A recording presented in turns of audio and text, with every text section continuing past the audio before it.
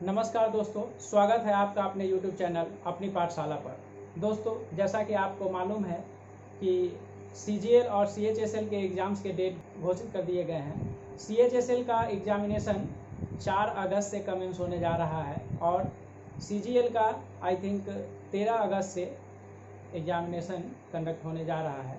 तो दोस्तों, आने वाले इन्हीं परीक्षाओं को मद्देनज़र रखते हुए हम लोगों ने फैसला किया है कि अपने YouTube चैनल के माध्यम से आप लोगों के लिए कुछ प्रैक्टिस सेट जो कि प्रीवियस ईयर में पूछे गए क्वेश्चंस के प्रैक्टिस पेपर्स होंगे, आप लोगों को डिस्कस कराया जाएगा। तो दोस्तों, इस वीडियो में मैं अभी आपको रीजनिंग का जो सेक्शन है वो डिस्कशन कराऊंगा और इसी चैनल पर आपको मैथमेटिक्स का भी डिस्कशन अवेलेबल हो जाएगा। तो दोस्तों, आइए इसी कड़ी में आज हम लोग सबसे पहले CGL टायर 1 एग्जामिनेशन का जो कमेंस हुआ था 3/3/2020 यानी 3 मार्च 2020 के शिफ्ट 1 के क्वेश्चन का डिस्कशन हम लोग रीजनिंग सेक्शन का अभी करने जा रहे हैं। तो दोस्तों, रीजनिंग सेक्शन का जो पहला क्वेश्चन है वह नॉन वर्बल टाइप का क्वेश्चन है। तो आइए पहले इसका इंस्ट्रक्शन हम लोग देखते हैं। क्वेश्चन में कह रहा है कि उस आकृति का चयन करें जिसमें दी गई आकृति अंतर्निहित है, घुमाने की अनुमति नहीं है। मतलब कि इस क्वेश्चन में जो ऑप्शंस दिए गए हैं उसे हम घुमा नहीं सकते हैं और यह जो एक छोटा सा चित्र दिया गया है यह इन चारों ऑप्शन में से किस चित्र में अंतर्निहित है यह हमें ढूंढना है दोस्तों। तो इस तरह के क्वेश्चंस में गौर से फोटो को देखने की ज़रूरत होती है। इसमें जो चित्र दिए गए हैं उसको गौर से अगर उनका हम निरीक्षण करेंगे तो हमें ये पता चलता है कि जो हमारे पास पहले से एक ऑप्शन दिया गया होता है वो किस फोटो में अंतर्निहित है। तो आइए दोस्तों, जैसे कि इसमें हम लोग देख रहे हैं कि 2 स्लैंट लाइन है और एक हॉरिजॉन्टल लाइन दिया गया है।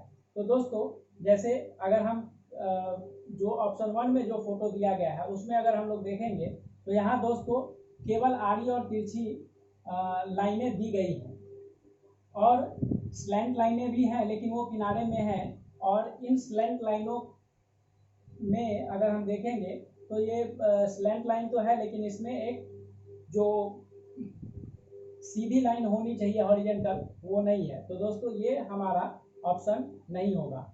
इस फोटो में भी अगर हम देखते हैं दोस्तों तो यहाँ भी ये स्लैंट और हॉरिजॉन्टल लाइन का कॉम्बिनेशन हमें नहीं मिलता है। लेकिन जब हम लोग दोस्तों फोटो 3 को देखेंगे तो यहाँ अगर आप देखेंगे दोस्तों तो ये हॉरिजॉन्टल लाइन है और इसके ऊपर एक ये स्लैंट लाइन और एक ये स्लैंट लाइन। तो दोस्तों, अगर ये यहाँ जहाँ मैं अपना पेन घुमा रहा हूँ आप देखेंगे तो हूबहू ये वही फोटो बन रहा है जो हमारे पास प्रश्न में दिया गया है। अतः इस क्वेश्चन का आंसर 3 नंबर ऑप्शन होगा दोस्तों। आइए दोस्तों, अगला क्वेश्चन जो है वह दिया गया है कि 4 शब्द दिए गए हैं जिनमें से 3 किसी न किसी तरह से समान है और एक असंगत है। असंगत शब्द का चयन करें। दोस्तों, ये क्लासिफिकेशन चैप्टर का क्वेश्चन है। दोस्तों, इससे पहले मैं इस चैनल के माध्यम से रीजनिंग के और मैथमेटिक्स के भी बहुत सारे टॉपिक्स पर वीडियो बनाए गए हैं। तो दोस्तों, यहाँ जैसे अभी क्लासिफिकेशन से क्वेश्चन आया है तो क्लासिफिकेशन का वीडियो ऑलरेडी हम लोगों ने प्रोवाइड कराया हुआ है इस चैनल पे। तो उसका लिंक आपको इस डिस्कशन क्लास के जो वीडियो है इसके नीचे दे दिया जाएगा। आपको अगर कोई भी प्रॉब्लम हो तो आप उस लिंक के माध्यम से जाकर के उस वीडियो को देख सकते हैं। तो आइए दोस्तों, मैं ये क्वेश्चन केवल आपको पढ़ के सुना दे रहा हूँ और इसके ऑप्शन है दोस्तों। एक में 9 का 2 नंबर ऑप्शन है फेरी। फेरी जो बड़ी नाव होती है उसे फेरी कहते हैं, बड़ी नाव। 3 नंबर ऑप्शन है दोस्तों पनडुब्बी और 4 नंबर में है जहाज। तो इसमें हमें ऑड मैन आउट ढूंढना है दोस्तों। तो जैसा कि ऑप्शन से प्रतीत होता है, ये नौका, फेरी जो कि एक बड़ा नाव ही होता है, और जहाज, ये तीनों जो है दोस्तों ये पानी के ऊपर चलते हैं। लेकिन यह पनडुब्बी जो है दोस्तों वह पानी के नीचे चलता है। समुद्र में पनडुब्बी चलती है, हमारी नौसेना की पनडुब्बियां होती हैं, वो पानी के नीचे चलती है। तो इसलिए यह और मैन आउट हो जाएगा, यह असंगत है इन चारों ऑप्शन में, इसलिए यह 2 नंबर क्वेश्चन का आंसर पनडुब्बी हो जाएगा। आइए दोस्तों हम लोग क्वेश्चन नंबर 3 देखते हैं कि दिए गए समीकरण को सही बनाने के लिए किन दो संख्याओं को आपस में बदला जाना चाहिए। यहाँ हमारे पास 4 ऑप्शन दिए गए हैं और एक समीकरण दिया गया है। हमें चेक करना है दोस्तों कि किन दो संख्याओं को आपस में इंटरचेंज करके ये समीकरण सही हो सकता है। तो पहला ऑप्शन है 18 और 45, मतलब इस 18 और 45 को अगर आपस में हम इंटरचेंज कर दे, यहाँ 18 की बदले में 45 और यहाँ 45 के बदले में 18 अगर लिख दिया जाए, और तब इस समीकरण को अगर हम हल करेंगे तो हमें ये चेक करना है कि क्या यह समीकरण सही होगा। तो आइए दोस्तों 45 को 2 से अगर हम लोग भाग देते हैं तो 22.5 हो जाएगा। चूँकि सबसे पहले भाग की क्रिया होती है, इसलिए सबसे पहले यहाँ हम लोग भाग करेंगे। उसके बाद गुना है, 7 को 5 से गुना करेंगे तो 35 आएगा दोस्तों, और यह 9 है। तो दोस्तों 35 और 9 44 में से 22.5 अगर हम लोग घटाएंगे तो यह आ जाएगा 21.5। आइए अब हम लोग बराबर के इस तरफ चलते हैं। 18 को अगर 5 से भाग दिया जाएगा दोस्तों तो 3.6 होगा, और 4 तिहाई 12, 12 3 15.6 में से अगर हम लोग 10 को घटा देंगे तो 5.6 आएगा, जो कि बराबर नहीं होगा दोस्तों। तो इसलिए हमारा ये ऑप्शन आंसर नहीं होगा। अब हम लोग 2 नंबर ऑप्शन के साथ जाएंगे। यहाँ 7 और 4 को इंटरचेंज करने की बात कर रहा है, तो 7 और 4 देखते हैं हम लोग 7 और 4 को आपस में इंटरचेंज करके क्या परिणाम प्राप्त होता है। तो दोस्तों यहाँ भी हम फिर पहले भाग की क्रिया करेंगे, तो 18 को 2 से भाग देंगे तो यहाँ 9 हो जाएगा दोस्तों, और यहाँ चूंकि 7 को हमने 4 से इंटरचेंज कर रखा है तो यहाँ -9 और +9 आपस में कट जाएंगे, और 5 को अगर 4 से गुना करेंगे तो 20 आएगा दोस्तों। आइए बराबर की अब दूसरी तरफ चलते हैं।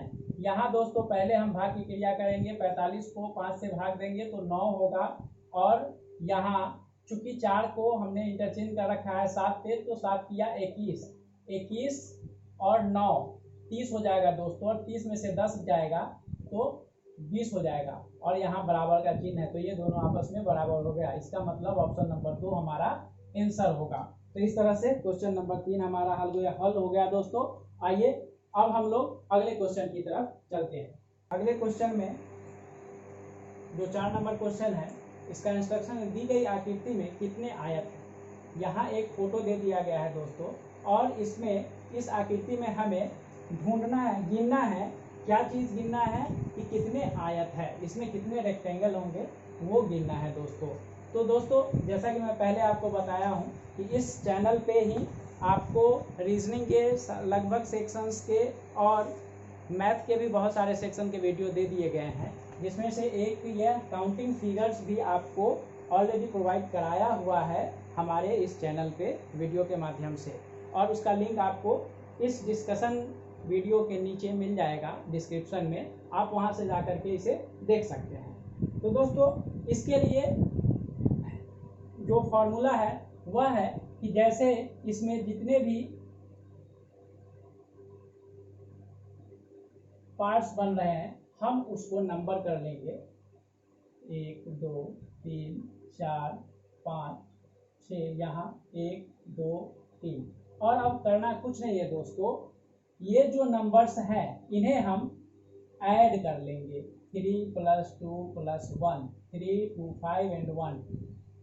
इस फिगर में 6 आयत हो जाएंगे दोस्तों। अब इसी तरह से ये जो 1 से 6 तक की संख्या है इसे भी हम क्या करेंगे, जोड़ लेंगे, 6 + 5 + 4 + 3 + 2 + 1, 3 और 3 6, 4 10, 10 5 15 और 6 21, ये टोटल 21 हो गए। और ये सेम ही 6 हो जाएंगे, तो 6 और 6 12 और 21 दोस्तों, टोटल आयत की संख्या 33 होगी। इसका ट्रिक देखने के लिए दोस्तों डिस्क्रिप्शन में दिए गए लिंक पर जाकर के आप काउंटिंग फिगर का वीडियो देख सकते हैं। चलिए अब हम लोग बढ़ते हैं अगले क्वेश्चन की तरफ। उस संख्या का चयन करें जो 6 दिखाने वाली फलक के विपरीत फलक पर होगी। तो दोस्तों यह डाइस का क्वेश्चन है। डाइस का वीडियो भी ऑलरेडी हमारे चैनल पे प्रोवाइड करवाया हुआ है, लिंक डिस्क्रिप्शन में है, आप लोग वहां से जाके वीडियो देख सकते हैं। तो दोस्तों ये डाइस के लिए जैसे यहाँ हम इस दो फोटोज दिए गए हैं ए और बी नंबर में, डाइस के दो तरह के फोटो दिखाए गए हैं। हमें इसमें क्या दिख रहा है कि दो कॉमन फिगर इस डाइस में दिख रहे हैं। तो जब कभी भी दो कॉमन फिगर दिखे तो जो अनकॉमन फिगर दिख रहे होते हैं वो एक दूसरे के अपोजिट होते हैं। कहने का मतलब 6 का अपोजिट 1 हो जाएगा और 1 का अपोजिट 6 हो जाएगा। क्वेश्चन में हमें 6 दिखाने वाले फलक के विपरीत फलक पर क्या होगी पूछ रहा है। तो दोस्तों 6 के विपरीत में हो जाएगा 1 और हमारा आंसर हो जाएगा ऑप्शन नंबर 2। आइए दोस्तों अब हम लोग अगले क्वेश्चन की तरफ बढ़ते हैं। आइए दोस्तों अगला क्वेश्चन की तरफ हम लोग चलते हैं। Question number 6। क्वेश्चन नंबर 6 का जो इंस्ट्रक्शन है वो कह रहा है निम्नलिखित श्रृंखला में प्रश्न चिन्ह की जगह आने वाली आकृति का चयन करें। दोस्तों यहाँ 3 फिगर दे दिए गए हैं और चौथे बॉक्स में क्वेश्चन मार्क दे दिया गया है और हमसे पूछा जा रहा है कि चौथे नंबर बॉक्स में ये जो 4 ऑप्शन दिए गए हैं उसमें से कौन सा फोटो आएगा। तो आइए दोस्तों हम इस तरह के क्वेश्चन में जो दिए गए 3 चित्र पहले से मौजूद है उसमें जो पैटर्न ऑफ चेंज है उसके आधार पर चौथे फिगर की ओर पहुंचने की कोशिश करते हैं। आइए देखते हैं। यहाँ दोस्तों एक चतुर्भुज दिया गया है जो शिफ्ट हो रहा है क्लॉकवाइज डायरेक्शन में 90 डिग्री। हर फिगर में आप देखेंगे वो यहाँ था तो 90 डिग्री क्लॉकवाइज डायरेक्शन में चेंज होकर के वो यहाँ आ गया है। अगले फिगर में 90 डिग्री और शिफ्ट हो गया है क्लॉकवाइज, यहाँ आ गया है। तो चौथे फिगर में वो क्या होगा 90 डिग्री और मूव हो जाएगा क्लॉकवाइज। दैट मीन्स कि यहाँ उसकी पोजीशन होगी कहीं ना कहीं।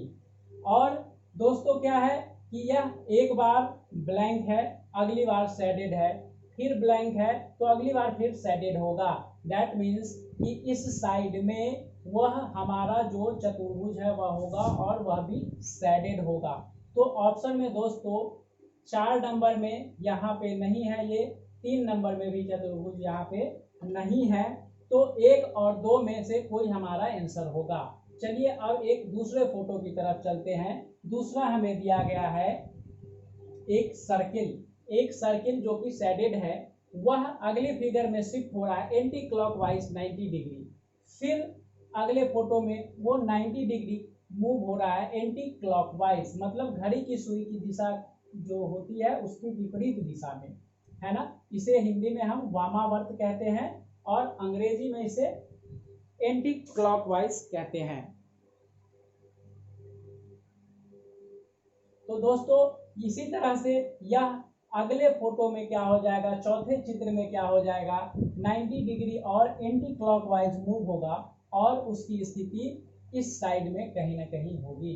तो आइए दोस्तों अब हम लोग देखेंगे 1 और 2 दोनों में वह जो फिगर है वह इसी डायरेक्शन में इसी साइड में दिया हुआ है। और अब देखेंगे यह ब्लैंक होगा या शेडेड होगा। तो यहाँ शेडेड है, यहाँ ब्लैंक है, यहाँ शेडेड है तो यहाँ ब्लैंक होगा दोस्तों। तो अभी भी हम फाइंड आउट नहीं कर पा रहे हैं। तो अब हम लोग तीसरे जो चिन्ह है उसकी तरफ चलते हैं। यह प्लस का जो साइन है वह दोस्तों शिफ्ट हो रहा है एंटी क्लॉकवाइज 90 डिग्री। यहाँ सेकेंड में यहाँ आया, थर्ड में यहाँ आया, फोर्थ में यहाँ आएगा। तो फोर्थ में यहाँ इस 1 नंबर में है तो 1 नंबर ऑप्शन हमारा दोस्तों आंसर हो जाएगा। चलिए अब हम लोग अगले क्वेश्चन की तरफ चलते हैं। Question number 7। क्वेश्चन नंबर 7 में है जो दोस्तों एक यह कोडिंग डिकोडिंग का क्वेश्चन है दोस्तों। आइए दोस्तों इसमें दिया गया है कि यदि वार्डरोब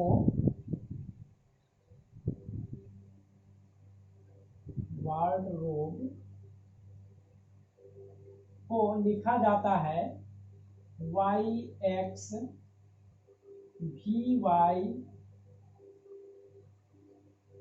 एक्स एच जे भी, तो इसी कूट भाषा में ACCURATE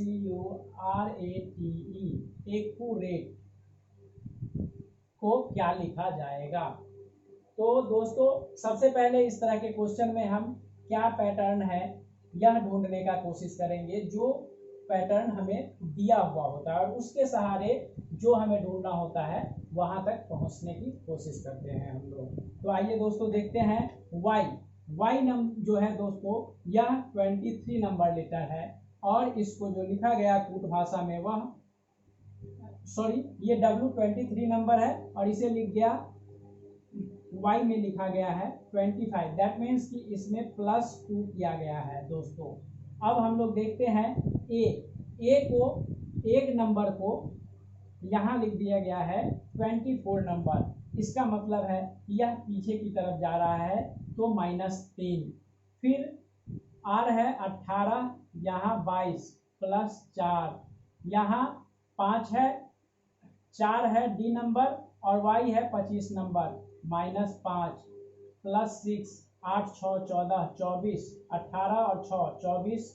फिर यहाँ -7, 15 में से 7 घटा देंगे दोस्तों तो 8, H का नंबर 8 होता है दोस्तों। इसी तरह से +8, 2 और 8 10 और इसी तरह से -9, 5 में से 9 घटा देंगे दोस्तों तो हमें क्या मिलेगा भी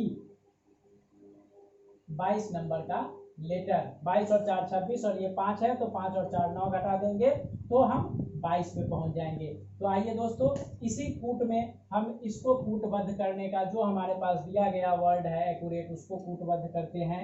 A+2 3 C-3 Z C+4 तो 3 और 4 7 CZG। यहाँ दोस्तों जो ऑप्शन है मैं पहले लिख दूं तो आपको सहूलियत होगी। ए नंबर ऑप्शन जो है दोस्तों वह है CZG PXT BV। B number option जो है दोस्तों वह है CZH PYT BV। C number में है दोस्तों BZH PXT BV and D number option है BZG PXT BV। तो दोस्तों अभी तक हम लोगों ने 3 पैटर्न ढूंढा है, तो अब इसमें से हम लोग अगर छांटेंगे तो पहला नंबर सी है, डी नंबर ऑप्शन का पहला नंबर डी है तो ये नहीं होगा, सी का पहला है बी ये भी नहीं होगा। अब हमारे पास ए और बी है। ए और बी में देखेंगे दोस्तों CZH, चूंकि हमारे आंसर में हमने 3 लेटर अभी तक फाइंड आउट किए हैं, वहाँ CZ और G आ रहा है जो कि हमें ए में मिल रहा है, इसलिए इस क्वेश्चन का आंसर हो जाएगा दोस्तों ए। आइए अगले क्वेश्चन में चलते हैं। 8 में यहाँ पे 5 वर्ड्स दे दिए गए हैं और उन्हें डिक्शनरी का अंग्रेजी शब्दकोश डिक्शनरी के आधार पे हमें इसे क्रमबद्ध करना है।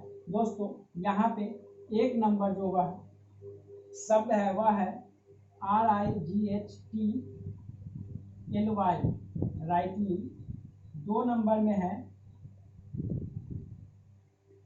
रिजिडली। 3 नंबर में है दोस्तों राइटियस।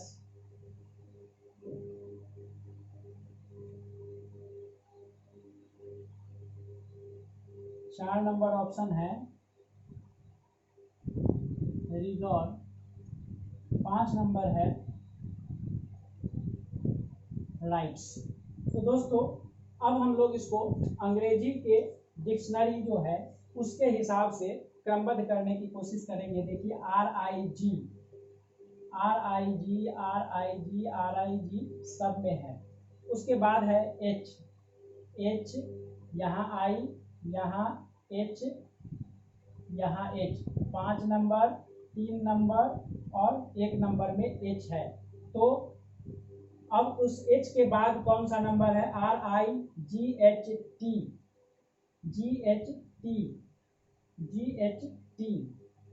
के बाद LES।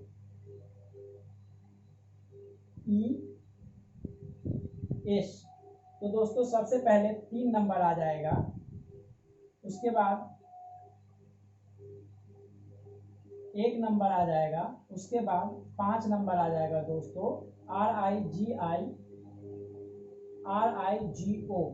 तो उसके बाद 2 नंबर और सबसे अंत में 4 नंबर, 3 1 5 2 4। 1 नंबर ऑप्शन में यह ऑप्शन आपको मिल जाएगा दोस्तों, और यह हमारा आंसर होगा। चलिए आगे बढ़ते हैं और हम लोग मूव करते हैं अगले क्वेश्चन की ओर। 9 नंबर क्वेश्चन कह रहा है कि निम्नलिखित श्रृंखला में प्रश्न चिन्ह की जगह आने वाली संख्या का चयन करें। यहाँ एक सीरीज दे दिया गया है दोस्तों, 17, 21, 30, 46, 71। उसके बाद दे दिया गया है प्रश्न चिन्ह और ऑप्शन है हमारे पास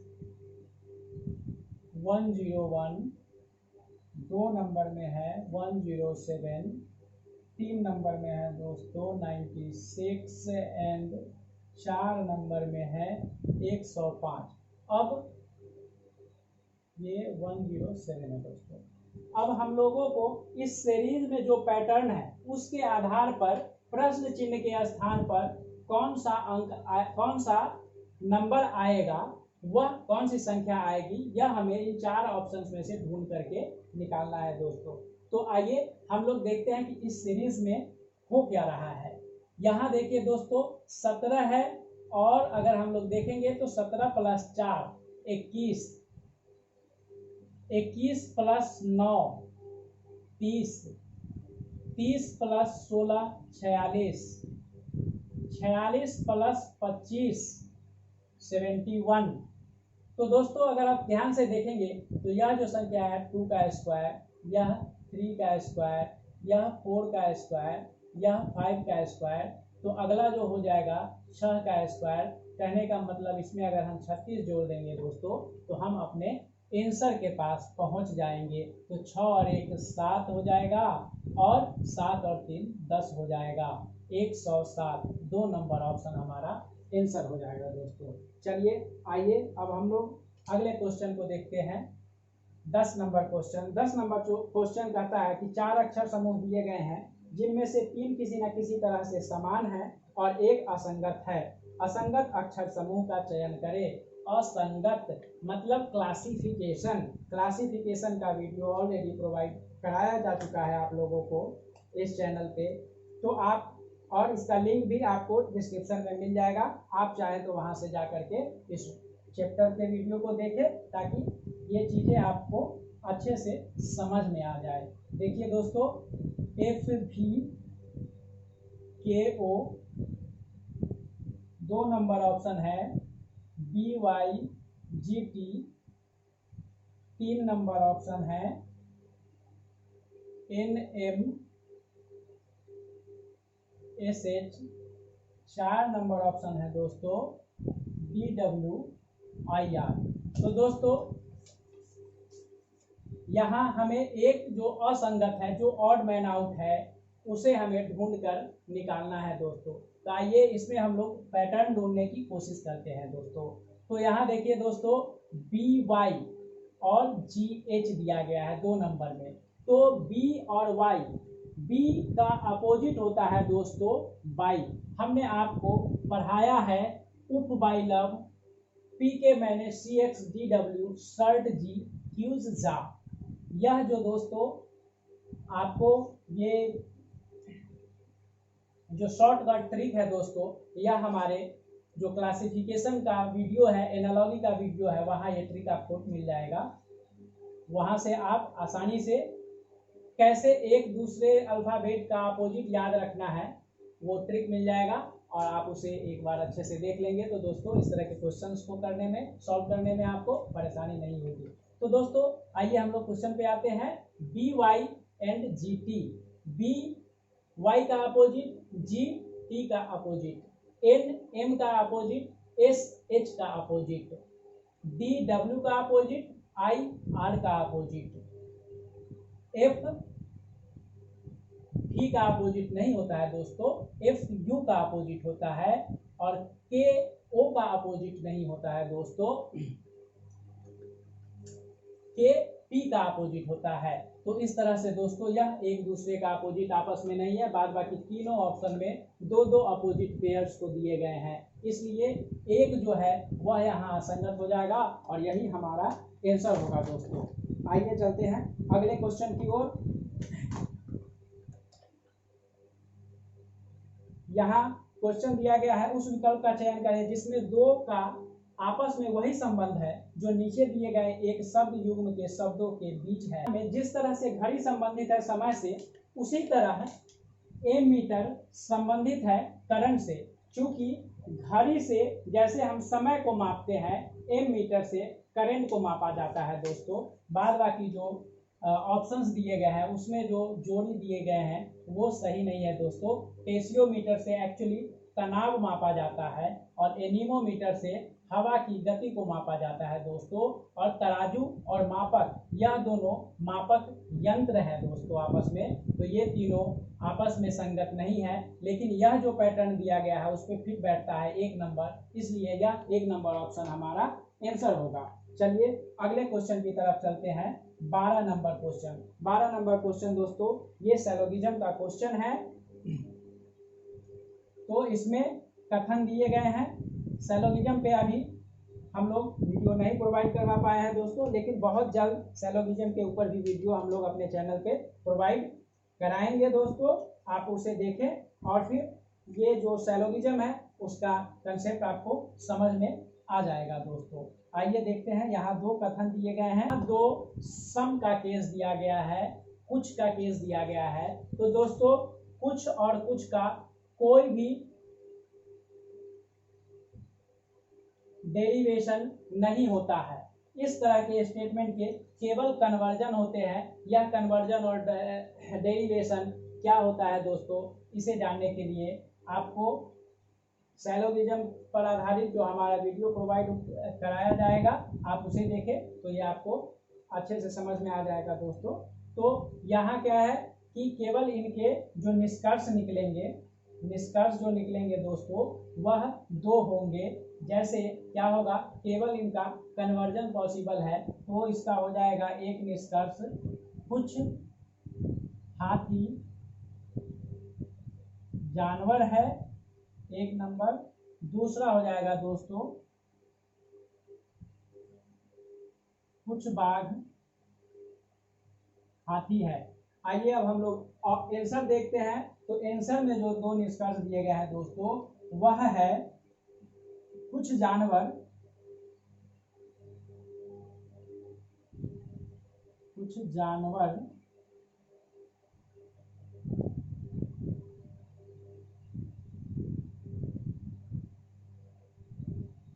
बाघ हैं, दो में दिया गया है कोई बाघ जानवर नहीं है।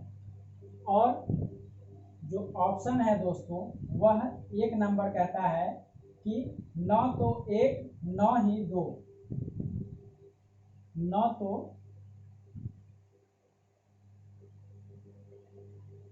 ऑप्शन जो दिया गया है दोस्तों एक में न तो एक ना ही दो,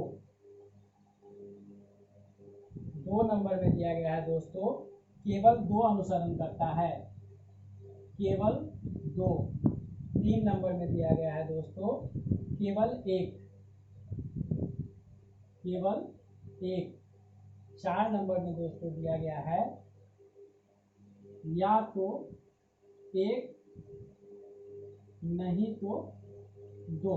तो दोस्तों यहाँ जो स्टेटमेंट दिया गया है उससे ये 2 निष्कर्ष हमें निकलेगा, और जो क्वेश्चन में 2 निष्कर्ष दे रखा है हमें ये देखना है कि ये दोनों निष्कर्ष जो है वह सही है क्या या नहीं। तो अगर इन दोनों में से कोई स्टेटमेंट यहाँ है तो वो सही होगा, और अगर इन दोनों से के अलावे कोई भी स्टेटमेंट होगा दोस्तों तो वो सही नहीं होगा।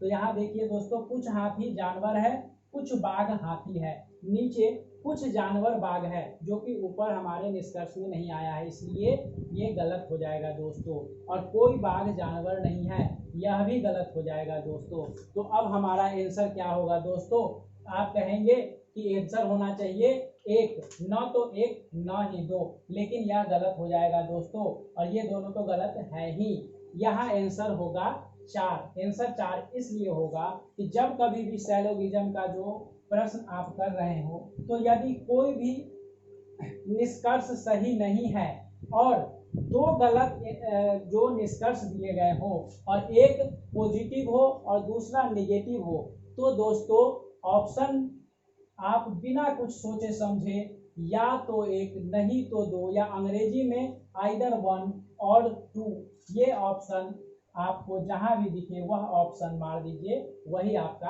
आंसर होगा दोस्तों। तो चलिए अब हम लोग अगले क्वेश्चन की तरफ चलते हैं।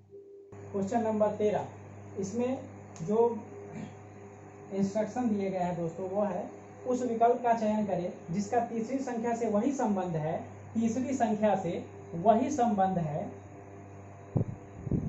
जो दूसरी संख्या का पहली संख्या से और छठी संख्या का पांचवी संख्या से है। तो कहने का मतलब है दोस्तों कि जो 72 का 12 से संबंध है और 242 का 22 से संबंध है, वही संबंध प्रश्न चिन्ह का 18 से है दोस्तों।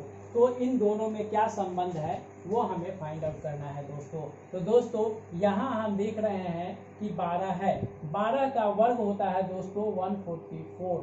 144 को क्या किया गया है दोस्तों, डिवाइडेड बाई 2 कर दिया गया है, तो हमें मिल जाएगा 72। इसी तरह से दोस्तों 22 का स्क्वायर होगा 484 डिवाइडेड बाई 2, हमें मिलेगा 242। तो इसी तरह से हमें क्या करना है कि यहाँ जो 18 है, 18 का जो हम लोग स्क्वायर कर देंगे दोस्तों और उसको 2 से भाग दे देंगे, तो ये हमारा हो जाएगा दोस्तों आंसर। तो 18 का जो स्क्वायर होता है दोस्तों वह क्या होता है 324, और इसको अगर हम 2 से भाग देंगे दोस्तों तो 2 एकम 2, 6 दूना 12 और 2 दूना 4, 3 नंबर ऑप्शन 162 आंसर हो जाएगा दोस्तों। चलिए अब हम लोग अगले क्वेश्चन की तरफ बढ़ते हैं। 14 नंबर क्वेश्चन कह रहा है दोस्तों कि उस विकल्प का चयन करें जिसका तीसरे शब्द से वही संबंध है जो दूसरे शब्द का पहले शब्द से है। यहाँ दोस्तों फिर वही यह एनालॉजी का क्वेश्चन है दोस्तों, वीडियो ऑलरेडी प्रोवाइडेड है, लिंक भी डिस्क्रिप्शन में मौजूद है, तो आप चाहे तो जाकर के वह वीडियो देख सकते हैं दोस्तों। यहाँ देखिए दोस्तों क्वेश्चन दिया गया, दवा अनुपात रोग, भोजन अनुपात वाट। तो दवा जैसे रोग से संबंधित है, भोजन वैसे ही किस चीज से संबंधित होगा दोस्तों, तो भूख। जैसे रोग होने पर हम दवा खाते हैं, भूख लगने पे हमें भोजन की आवश्यकता होगी दोस्तों, तो भूख, यह यहाँ पे 4 नंबर ऑप्शन में भूख है, यह हमारा आंसर हो जाएगा दोस्तों। आइए हम लोग अगले क्वेश्चन की तरफ बढ़ते हैं।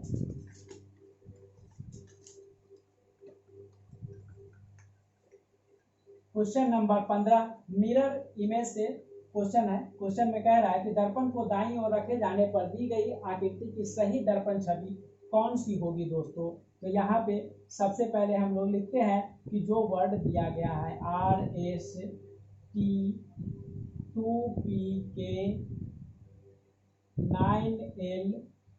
9LOX, और कह रहा है कि दर्पण को दाईं ओर रखा जाएगा। यहाँ पे ये अगर दर्पण रखा गया है दोस्तों तो यह इसका ऑप्शन आंसर क्या होगा। तो दोस्तों जब भी मिरर इमेज की बात की जाए तो हम क्या करते हैं, लेफ्ट को राइट कर देते हैं, लेफ्ट को राइट कर देते हैं मिरर इमेज में। मिरर इमेज जब भी हो तो हमें क्या करना है, लेफ्ट को राइट कर देना है। और यदि वाटर इमेज की बात हो रही हो तो टॉप को बॉटम कर देना है। मतलब हमें क्या करना है, अगर मिरर इमेज है तो अगर यह पोजीशन है तो इसे हमें ऐसे कर देना है, लेकिन अगर वाटर इमेज की बात हो रही हो तो अगर पोजीशन यह है तो उसे हमें इस पोजीशन में ला देना है दोस्तों। तो यहाँ पे मिरर है और मिरर यहाँ है, तो इस सारी चीजों को आप पलट दीजिए दोस्तों, और पलटने के बाद जो आएगा वही हमारा आंसर हो जाएगा दोस्तों। तो XOL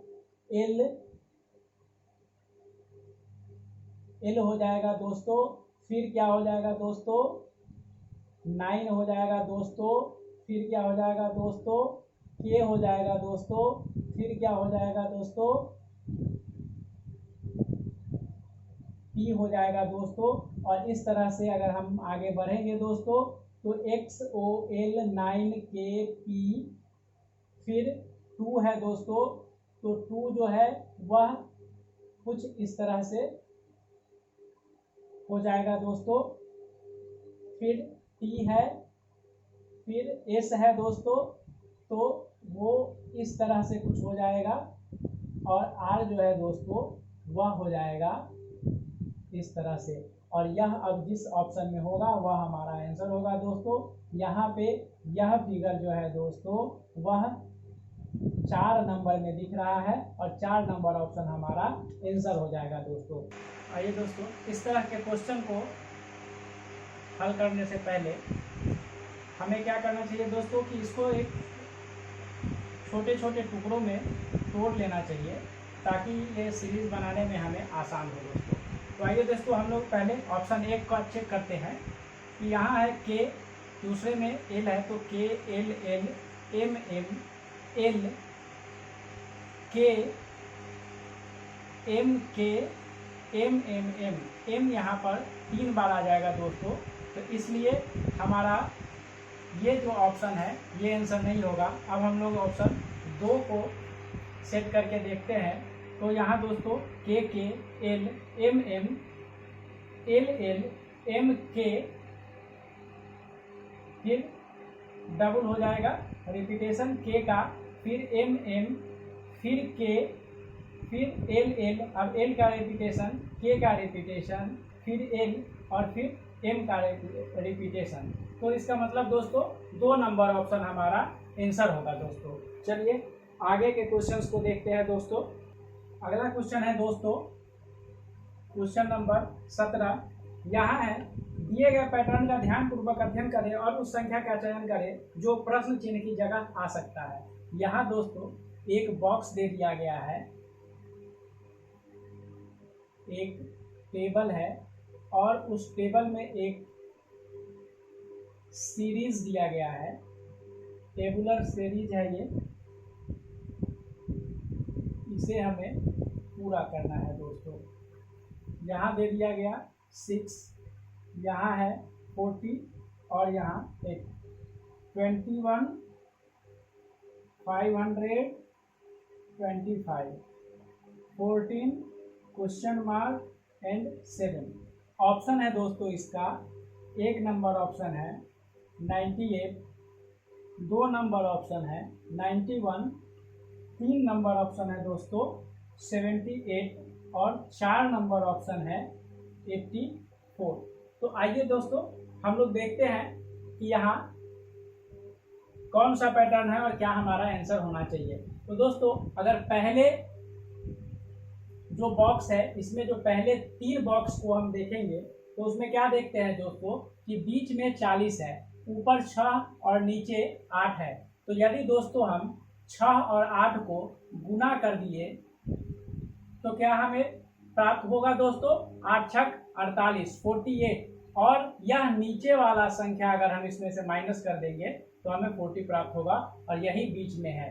अब हम देखते हैं कि यही पैटर्न क्या इस बीच वाले बॉक्स में लागू होता है। ऊपर है 21, नीचे है 25, 21 × 25, दोस्तों यह हो जाएगा 525, और इसमें से अगर हम 25 घटा देंगे दोस्तों तो 500 मिलेगा। और इसका मतलब है कि अगर ठीक यही सीरीज हम यहाँ फॉलो कर दे तो हमारा आंसर मिल जाएगा। तो 14 इंटू 7 तो दोस्तों होगा 98 माइनस 7 तो 91, 2 नंबर ऑप्शन हमारा आंसर होगा दोस्तों। चलिए अब अगले क्वेश्चन की तरफ चलते हैं। क्वेश्चन नंबर 18, निम्नलिखित श्रृंखला में प्रश्न चिन्ह की जगह आने वाले अक्षर समूह का चयन करें। यहाँ दोस्तों एक अल्फाबेटिकल सीरीज दे दिया गया है दोस्तों, और इस सीरीज को हमें पूरा करना है। यहाँ क्वेश्चन मार्क ऑप्शन में है WLZ, 2 नंबर है VKC, 3 नंबर है दोस्तों WLD, और 4 नंबर ऑप्शन है VKD। आइए दोस्तों अब हम यह जो सीरीज दिया गया है इसमें क्या पैटर्न है उसे ढूंढने की कोशिश करते हैं दोस्तों। तो यहाँ जो है पहला नंबर है C, तीसरा नंबर, दूसरे से जो सीरीज का जो दूसरा टर्म है उसका पहला जो लेटर है वह है H, तो ये है 3 नंबर, ये है 8 नंबर, तो 5 का डिफरेंस है दोस्तों। तो 3 + 5 8 एंड 8 + 5 13, 13 + 5 18, तो इसी तरह से 18 + 5 दोस्तों क्या हो जाएगा 23, दैट मीन्स W। पहला टर्म हमें मिल गया है दोस्तों। अब हम लोग देखेंगे दूसरा X, 24 नंबर, यहाँ यह क्या हो जा रहा है दोस्तों V 20 U है, ये है दोस्तों U,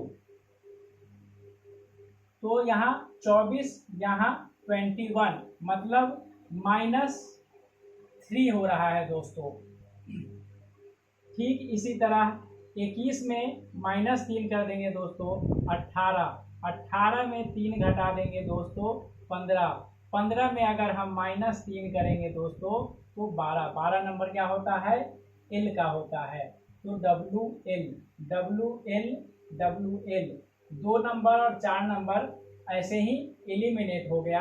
अब हमारे पास बचा है 2 ऑप्शन। अब हम देखते हैं तीसरे में क्या पैटर्न है। ये है 2 और ये है 9, तो 2 + 7 9, 9 + 7 16, 16 + 7 23, 23 + 7 23 में अगर हम 7 जोड़ेंगे दोस्तों तो 23 और 3 26, और 26 के बाद हम और 4 ABCD, चौथा नंबर D, WLD, 3 नंबर हमारा आंसर हो जाएगा दोस्तों।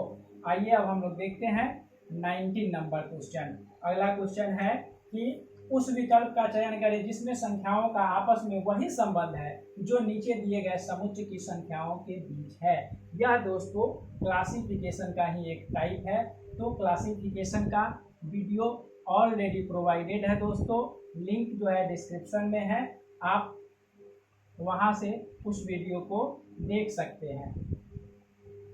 ये सेट जो है दोस्तों हमें गिवन है और इसके आधार पर इससे मिलता जुलता सेट हमें ढूंढना है दिए गए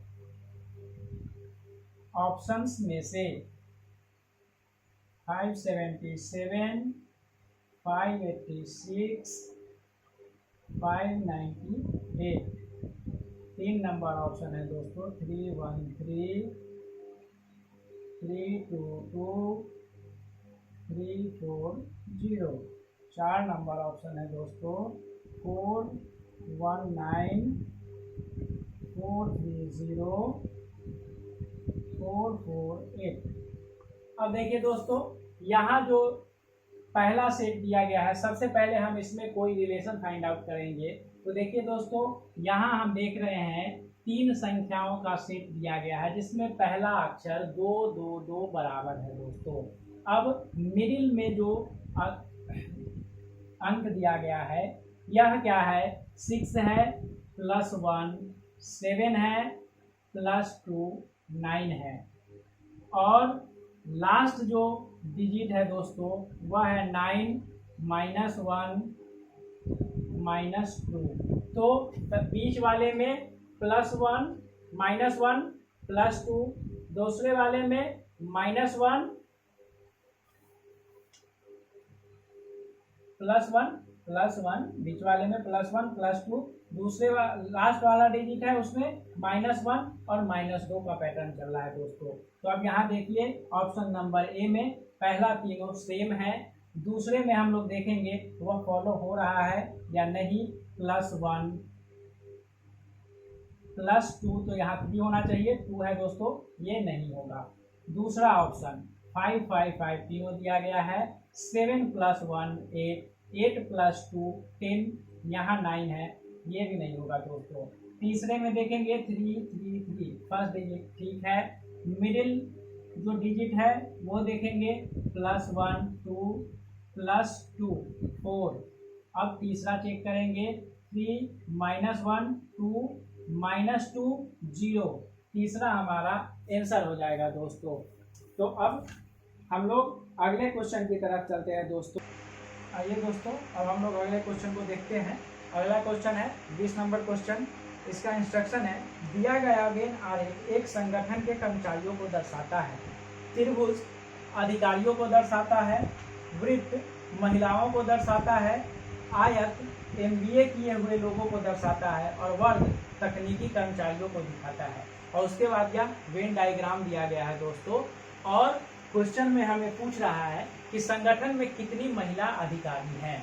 तो अब देखिए दोस्तों कि यहाँ क्या है कि अधिकारी, ये जो त्रिभुज है यह अधिकारी को दर्शाता है, और वर्ग जो है यह महिला को दर्शाता है दोस्तों। आयत जो है MBA करने वाले लोगों को दर्शाता है दोस्तों, और वर्ग जो है तकनीकी कर्मचारियों को दिखाता है। तो क्वेश्चन हमारा कह रहा है कि संगठन में कितनी महिला अधिकारी हैं। तो संगठन में देखिए दोस्तों, ये जो वृत्त है ये महिलाओं को दर्शाता है, और यह जो ट्रायंगल है वह अधिकारियों को दर्शाता है। तो हमें वो पोर्शन ढूंढना है दोस्तों इस वेन आरेख में जो वर्ग और त्रिभुज दोनों जिसमें संलग्न हो। तो यह जो दोस्तों जहां 5 लिखा है यह पोर्शन दोनों में आता है। इसका मतलब यह हुआ कि 5 ऐसी महिलाएं हैं जो अधिकारी भी हैं। तो इसलिए ऑप्शन नंबर 3 हमारा आंसर हो जाएगा दोस्तों। चलिए अब हम लोग क्वेश्चन नंबर 21 की तरफ चलते हैं। 21 में दोस्तों कह रहा है कि किसी निश्चित कूट भाषा में हार्वेस्ट को, हार्वेस्ट HARVEST, हार्वेस्ट, हार्वेस्ट को लिखा गया है किसी कूट लैंग्वेज में 22 21 7 24 23 एंड 10। तो उसी भाषा में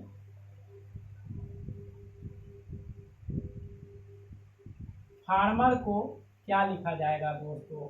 तो आइए हम लोग पहले हार्वेस्ट को किस आधार पर लिखा गया है वह ढूंढने का कोशिश करते हैं दोस्तों। देखिए यहाँ H ये है 8 नंबर, A है 1 number, R 18, V 22, E 5, S 19 और T है दोस्तों 20।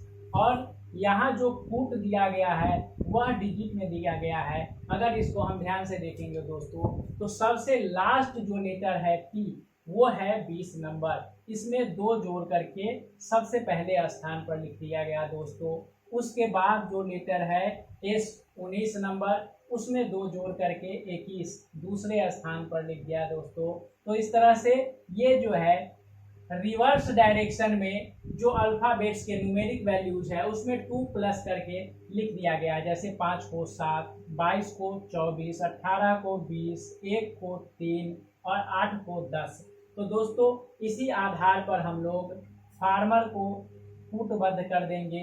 F है 6 नंबर, A है 1 नंबर, R है 18 नंबर, A है 13 नंबर, E है 5 नंबर और R है 18 नंबर। तो अब इसको रिवर्स डायरेक्शन में लिखेंगे दोस्तों और 2 प्लस करके, तो 18 को 20 लिखेंगे दोस्तों, 5 को 7 लिखेंगे, 13 को 15 लिखेंगे, 18 को 20 लिखेंगे, 1 को 3 लिखेंगे दोस्तों और 6 को 8 लिखेंगे। अब यह जो क्वेश्चन है इसमें जो ऑप्शंस दिए गए हैं उसमें एक में दिया गया है 20, 7, 15, 20, 3, 8 और यही हमारा आंसर हो जाएगा दोस्तों। यहाँ 2, 3 और 4 ऑप्शन भी है, लेकिन पहले ऑप्शन से ही हमें हमारा आंसर मिल जा रहा है और बाद बाकी तीनों देखने की कोई ज़रूरत नहीं है। तो इस तरह से ये क्वेश्चन खत्म हो गया। अब हम लोग बढ़ते हैं अगले क्वेश्चन की तरफ। अगला क्वेश्चन है दोस्तों, निम्नलिखित समीकरण में यदि, क्वेश्चन नंबर है ये 22, निम्नलिखित समीकरण में यदि प्लस को माइनस और 6 को 7 से आपस में बदल दिया जाए, ठीक है, तो कौन सा समीकरण संतुलित होगा। यहाँ पे 4 समीकरण दे दिया गया है, 67 माइनस 76 प्लस 43 इक्वल्स टू 100। 2 में दिया गया है दोस्तों 62 माइनस 67 प्लस 76 इक्वल्स टू 83। 3 में दिया गया है दोस्तों 78 माइनस 68 प्लस 66 इक्वल्स टू 59 और चौथा क्वेश्चन है दोस्तों 76 माइनस 75 प्लस 77 बराबर 56। आइए दोस्तों प्लस की जगह पर माइनस और 6 की जगह पर 7 रख करके हम एक एक करके सारे ऑप्शन को चेक करते हैं। जहां हमारा आंसर मिल जाएगा वहीं हमें रुक जाना है दोस्तों। तो यहाँ देखिए दोस्तों 67 और 76 है, इसमें 6 और 7 की वैल्यू को इंटरचेंज कर देंगे तो ये 76, माइनस को हमें प्लस कर देना है और 76 को 67 लिख देंगे। यहाँ प्लस है तो माइनस और 43 को 43 रखने देंगे। तो यहाँ देखिए दोस्तों 76 एंड 67, 6 और 7, 13 का 3 हाथ में 1 और 7 और 6 13, 1 14 माइनस 43 बराबर 100। यहाँ बराबर के बाद 100 दिया गया है दोस्तों। 1 नंबर ऑप्शन हमारा आंसर हो जाएगा। बाकी 3 को चेक करने की कोई ज़रूरत नहीं है दोस्तों।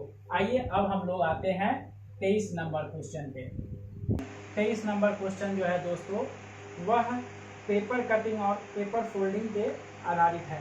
तो दोस्तों यहाँ इस तरह के क्वेश्चंस में जिस तरह से पेपर को फोल्ड किया जाता है ठीक उसके विपरीत डायरेक्शन में हमें उसे खोलना होता है दोस्तों। तो पेपर को पहले यहाँ से एक फोल्ड ऐसा, दूसरा फोल्ड ऐसा, फिर उसके बाद एक फोल्ड ऊपर से नीचे किया गया है दोस्तों। उसके बाद यहाँ पंच किया गया है। तो पंच करने के बाद फिर जब खोलेंगे तो पहले ये स्टेप होगा, बाद में ये स्टेप होगा। तो पहला स्टेप जब ये होगा दोस्तों तो यह जो टॉप से बॉटम जाएगा मतलब वाटर इमेज, तो हम लोग यहाँ पे वाटर इमेज बना देंगे दोस्तों। अब जब यह फोल्ड हो गया या जब यह खुल रहा है तो अब दूसरे स्टेप में वो जो ये जो प्रक्रिया हुई थी इसकी विपरीत प्रक्रिया हमें करनी है। तो ये पहले एक इधर फोल्ड खुलेगा फिर उसके बाद इधर खुलेगा। तो जब ये लेफ्ट से राइट होगा मतलब मिरर इमेज, तो इसका मिरर इमेज एक इस साइड बनेगा और एक इस साइड बनेगा दोस्तों। तो चलिए हम लोग यहाँ मिरर इमेज बना देते हैं और ये जो चित्र बना दोस्तों, यह हमारे ऑप्शन में जिस ऑप्शन से मेल खाता है वह हमारा आंसर होगा, और यह 1 नंबर ऑप्शन से मेल खाता हुआ है तो 1 नंबर ऑप्शन हमारा आंसर होगा दोस्तों। चलिए अब हम लोग बढ़ते हैं क्वेश्चन नंबर 24। क्वेश्चन नंबर 24 कहता है आशा और लता की वर्तमान आयु का अनुपात जो है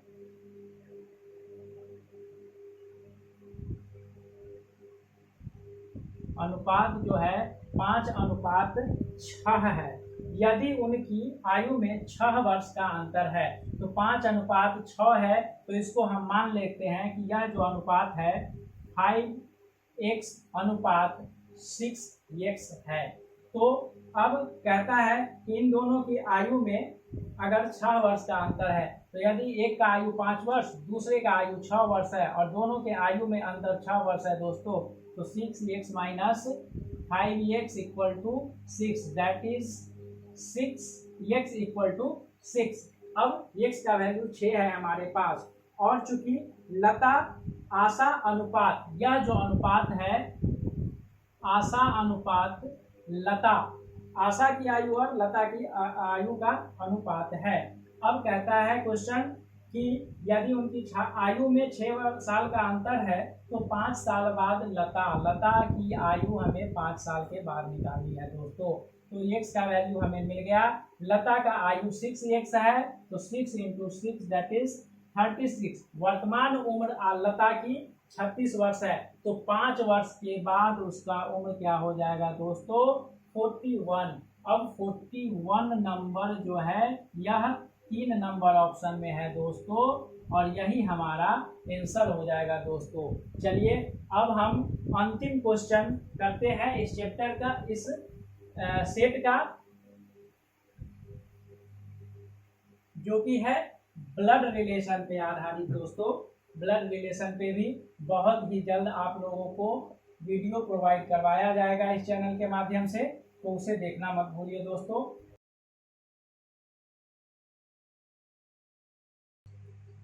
आइए दोस्तों, इस सेट का यह लास्ट क्वेश्चन है जो ब्लड रिलेशन पर आधारित है। दोस्तों क्वेश्चन को सबसे पहले पढ़ते हैं। अमित सोनिया का भाई है, ज्योति निकिता की बहन है, सोनिया सतीश के पिता की बेटी है, निकिता कविंदर की बेटी है, ज्योति अमित की मां है, मुकेश निकिता की इकलौती बहन का पति है, सतीश का कविंदर से क्या संबंध है। हमें सतीश का कविंदर से जो संबंध है वह स्थापित करना है दोस्तों। तो दोस्तों ब्लड रिलेशन का कभी भी जब हम क्वेश्चन बनाए तो एक चीज हमें ध्यान रखना चाहिए कि कौन महिला है और कौन पुरुष है, यह जब तक कि क्वेश्चन में नहीं दिया गया हो हम अपने मन से तय नहीं करेंगे, नाम के आधार पर कभी तय नहीं करेंगे।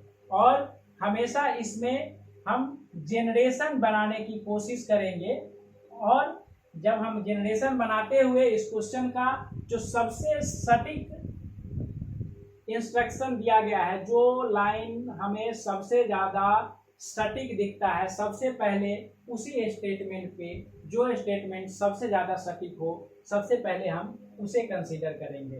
तो आइए दोस्तों हम लोग देखते हैं। कहता है अमित सोनिया का भाई है, अमित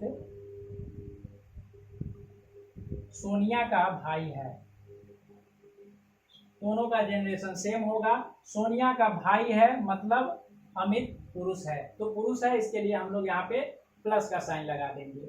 ज्योति निकिता की बहन है, तो यहाँ अभी हमारे पास अमित और सोनिया है, तो ज्योति निकिता की बहन है, अभी इसे हम ऐसे ही रहने देंगे। सोनिया सतीश के पिता की बेटी है, सोनिया जो है वह बेटी है, मतलब यह क्या है महिला है, तो यहाँ माइनस का साइन दे देंगे। सतीश के पिता की बेटी है, तो सतीश इसके ही जनरेशन में आएगा, और सतीश का पिता यहाँ हो जाएगा इसके ऊपर के जनरेशन में। ठीक है, अगला क्वेश्चन है दोस्तों, निकिता कविंदर की बेटी है, ठीक है, उसके आगे है ज्योति अमित की माँ है। देखिए अब कह रहा है कि निकिता, ज्योति निकिता की बहन है और निकिता कविंदर की बेटी है। दोस्तों निकिता जो है वह कविंदर की बेटी है।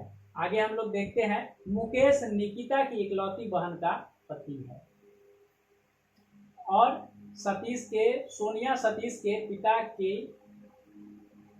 बेटी है। आइए दोस्तों अब हम लोग देखेंगे कि यहाँ जो है ज्योति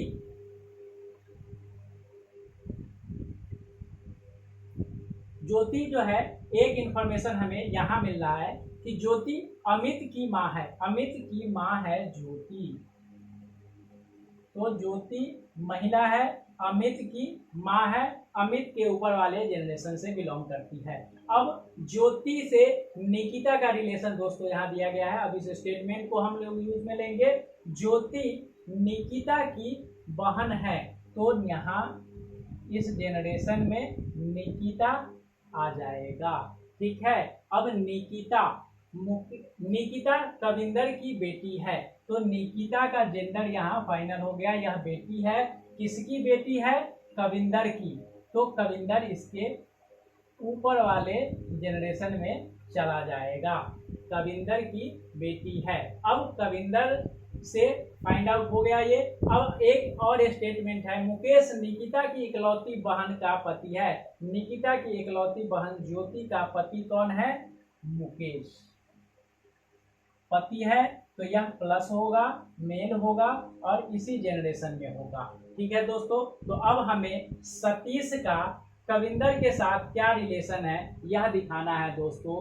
तो कविंदर से एक दो जनरेशन नीचे है सतीश, तो सतीश क्या होगा? नाती या पोता होगा किसका? कविंदर का। 3 नंबर ऑप्शन आंसर हो जाएगा दोस्तों। तो दोस्तों इस तरह से यह जो एसएससी सीजीएल में प्रीवियस ईयर का जो हम लोग क्वेश्चन किए, यह 3 मार्च 2020 के फर्स्ट शिफ्ट का क्वेश्चन था। इसके मैथ का डिस्कशन भी आपको इस चैनल पे प्रोवाइड करवाया जाएगा दोस्तों। आज के लिए बस इतना ही, मिलते हैं हम लोग अगले वीडियो में एक और नए सेट के साथ। नमस्कार दोस्तों।